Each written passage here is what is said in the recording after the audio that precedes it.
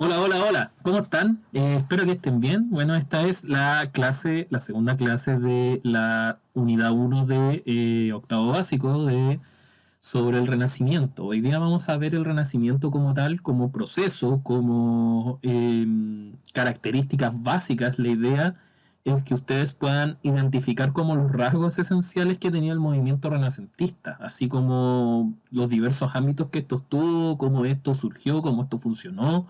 Y, por ejemplo, a diferencia en algunos casos, tratando de hacer siempre como una especie de paralelo con lo que pasaba en la Edad Media, porque igual vamos a encontrar bastantes diferencias y ya esas diferencias quizás ya las hemos visto en otros momentos y lo hemos recalcado tanto en el video anterior como también a través de los momentos que hemos hablado presencialmente a través de videollamada.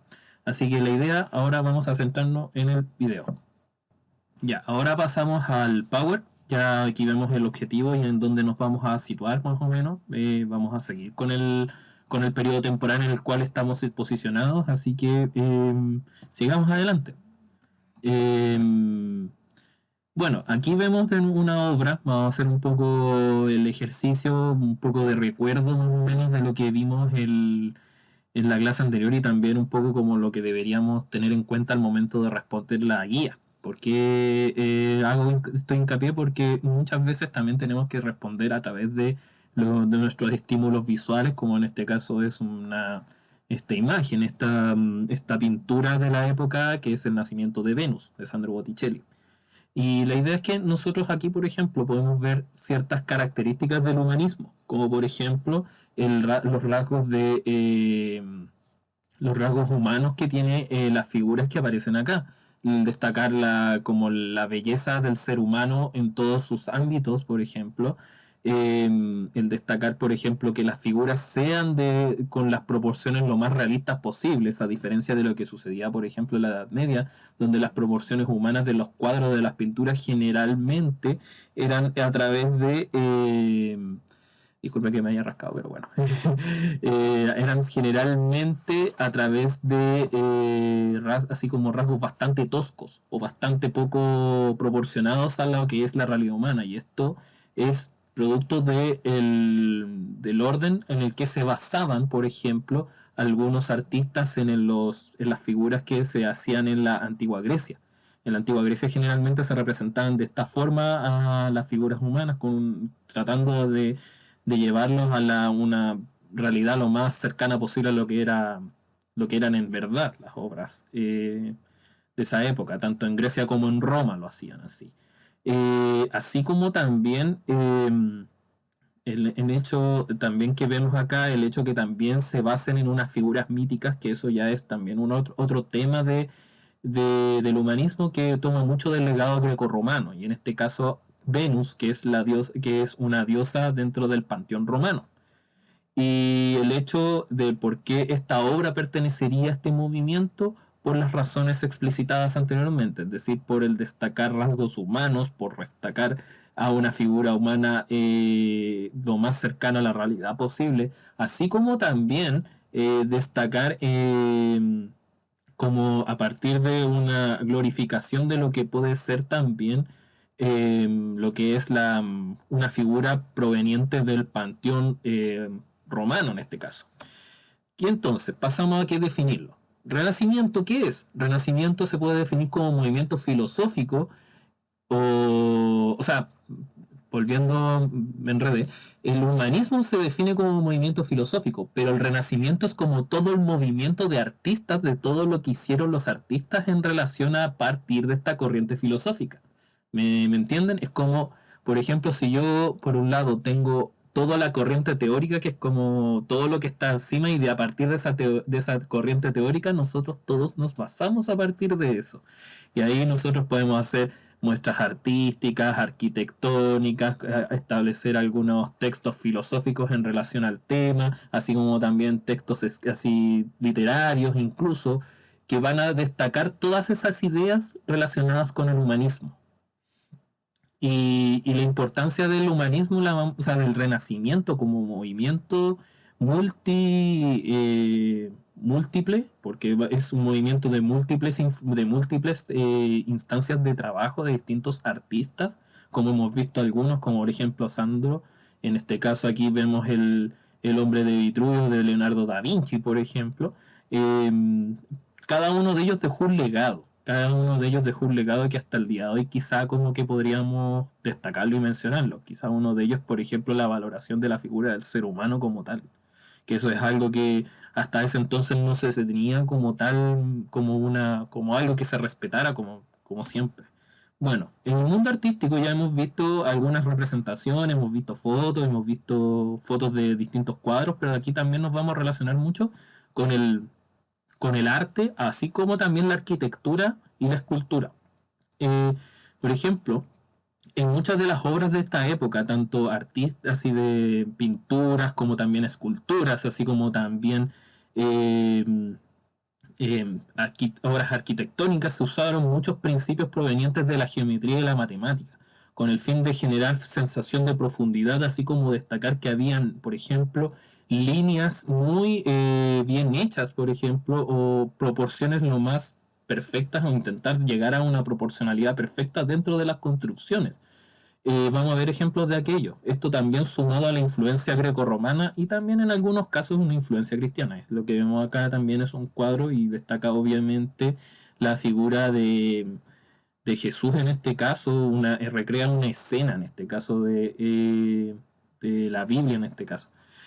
Los motivos generalmente destacaban por su diversidad en esta época. Generalmente se dejó de lado el motivo religioso. El motivo religioso era muy predominante dentro de la Edad Media y se dio paso a un motivo múltiple. En este caso igual se conserva el método religioso, pero también se da mucha importancia, por ejemplo, a la figura humana, se dan importancia a los retratos de personas o leyendas provenientes de mitos y leyendas provenientes de Grecia o Roma, entre otros casos. Por ejemplo, ahí vamos a ver algunos ejemplos donde se ve esto de por qué empieza a importar esta figura humana, no tan solo como en el ámbito religioso, católico, o también dentro de los mitos y leyendas griegos o romanos, sino que también en situaciones cotidianas. Y en la arquitectura también hubo muchos cambios. Por ejemplo, anteriormente se construía con el fin de representar omnipotencia, así como construcciones muy elevadas, muy poco proporcionadas, pero con el fin de dar como una apariencia muy de como que esto lo más importante es poder llegar al cielo y más arriba. Pero ahora en adelante predominarían como espacios construidos en base a proporcionalidades perfectas, intentar a través de la matemática cómo hacer espacios bonitos o bien proporcionados, donde se destacan mucho, por ejemplo, las construcciones con líneas horizontales. Y vamos a ver también que van a utilizarse tanto en catedrales o palacios, pero también incluso en viviendas de personas con dinero.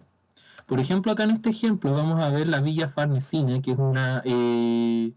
es una villa que se construyó en Italia, que era propiedad de un banquero italiano y que destaca por su forma en U. Su forma en U no se ve acá mucho porque no encontré una foto que se apreciara bien eso, pero sí se destaca la forma cuadrada, que es bastante exacta, así como la existencia como de líneas horizontales, pilares entre medio también, así como el uso, por ejemplo, si se fijan bien cómo están posicionadas las ventanas y la puerta. O sea, es como todo bien ordenadito. No es como todo, no es al lote. Es todo bien ordenado de acuerdo a mediciones. Eh, en segundo lugar, destacamos la Piedad de Miguel Ángel, que es una escultura que representa como el momento en que Jesús es sacado de la cruz y se está apoyado por la Virgen María. Vemos que hay un motivo religioso claro, pero a la vez también vemos que hay una proporcionalidad dentro de la figura humana que es muy real, siendo muy detallista en este caso Miguel Ángel. Y en tercer lugar, la Gioconda o Mona Lisa, conocida mundialmente por ser una de las obras más representativas dentro de este periodo, hecha por Leonardo da Vinci, fue una obra basada en la figura de Lisa Gherardini, que es la esposa de Francesco del Giocondo, que era una personalidad bastante importante dentro en esa época en Italia. y por lo tanto a Da Vinci se le pidió así como, por favor, haz el retrato de mi esposa, y destaca por las facciones muy detalladas, muy humanas, y no es una obra necesariamente religiosa, es una persona común y corriente. Generalmente desde esta época los retratos de personas tanto comunes y corrientes como también de personas desde la alta alcurnia, incluso los reyes y la nobleza, van a ser súper importantes o van a ser muy comunes. Desde ahora en adelante, retratar a los reyes, así como en retratar a los reyes, va a ser algo súper común y lo vamos a ver continuadamente quizá en algunas diapositivas y yo se los voy a destacar. Por otro lado, las letras también tuvieron un importante boom en esta época. ¿Por qué? Por este artefacto que hoy día le podríamos poner como fotocopiadora. Hoy día sería la fotocopiadora, pero en ese entonces la llamábamos imprenta de tipos móviles, que fue creada por Johann Gutenberg.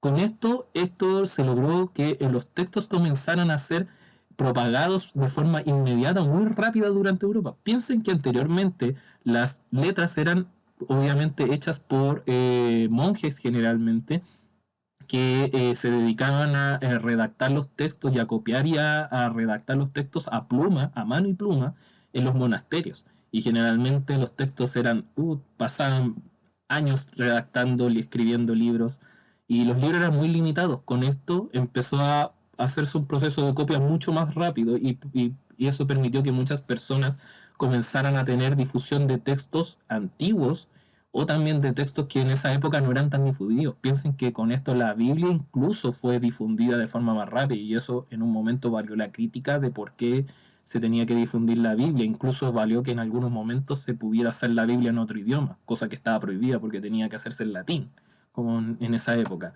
Pero también permitieron, así como avances del método científico, hacer textos de filosofía, de política, a incluso también literatura. Esto permitió en alguna forma propagar estas obras de forma lo más rápida posible. Por ejemplo, acá, en este pequeño texto que puse aquí, este pequeño extracto, por ejemplo, habla de este conocimiento que tenía la facultad de ser. Si pueden leerlo, obviamente pongan pausa y leanlo primero.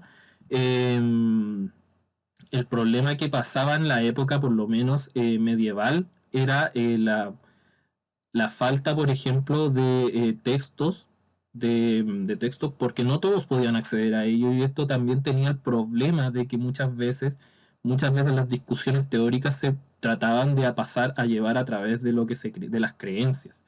Y no permitía, por ejemplo, como la discusión teórica, científica incluso, cosa que es o filosófica en este caso, sino más bien fundada en base a raíces o a costumbres o a creencias religiosas. Eso obviamente empezó a cambiar mucho desde la Baja Edad Media, y esto fue potenciado gracias a la creación de la imprenta, que permitió la difusión de ideas, como por ejemplo las ideas de Nicolás Copérnico, que permitieron, por ejemplo, entre ellos y otros también como Galileo, a difundir la idea de que la Tierra, por un lado, no era la Tierra el centro del universo, cosa que se creía antes que la Tierra era el centro del universo, pero también, sino que giraba alrededor de algo, en este caso del Sol. En otros casos también, por ejemplo, las ideas del valor de la razón, que empezaron a proliferar desde el siglo XVII en adelante, como las propone René Descartes o René Descartes, como se pronuncia, y propone que la razón, en este caso, es la principal fuente de lograr obtener conocimientos válidos, no a través de la religión o la fe, por ejemplo. Y por último, algunas obras también literarias que son importantes, porque las obras literarias generalmente también tenían ese componente basarse del ser humano, en basarse el ser humano, en basarse en las características de este. Ya vimos un ejemplo en la clase anterior, y por favor que ojalá que los tengan claro. Por ejemplo, acá William Shakespeare en Otelo habla, por ejemplo, de las virtudes de alguna forma del ser humano, de la importancia de tener ciertas virtudes de acuerdo a las nociones que se tenían en la época. Yo lo que más pido, pongan pausa, lean atentamente estos textos, porque igual les va a servir como para entender más o menos qué entender y poder posteriormente ir respondiendo las preguntas al cierre. Entonces, para cerrar este videito, el Renacimiento en el fondo dejó un legado súper importante, es decir, hoy día todavía hay obras que nosotros leemos en el colegio y que vamos a leer, por ejemplo, El Quijote de la Mancha, vamos probablemente a leer obras como de William Shakespeare como Romeo y Julieta, por ejemplo, así como también en algún momento también ustedes van a leer, por ejemplo, obras como por ejemplo las de René Descartes, o también porque hoy en día nosotros creemos que el universo, en el fondo, nosotros no somos el centro del universo, sino que hay montones y montones de galaxias, de planetas, de todo eso. Eso fue gracias a que esa teoría que surge, esas teorías que surgen en esta época y que de alguna forma ustedes van a poder ahora leerlas en la guía, a partir de la guía y poder trabajarlas en la guía.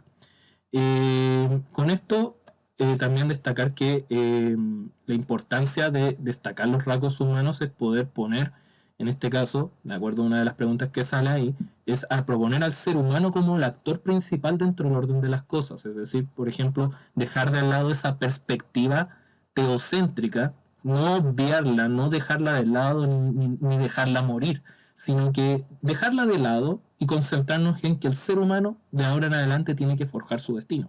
Y por eso es que el ser humano en sí comienza a ser tan importante en esta época, comienza a destacar tanto.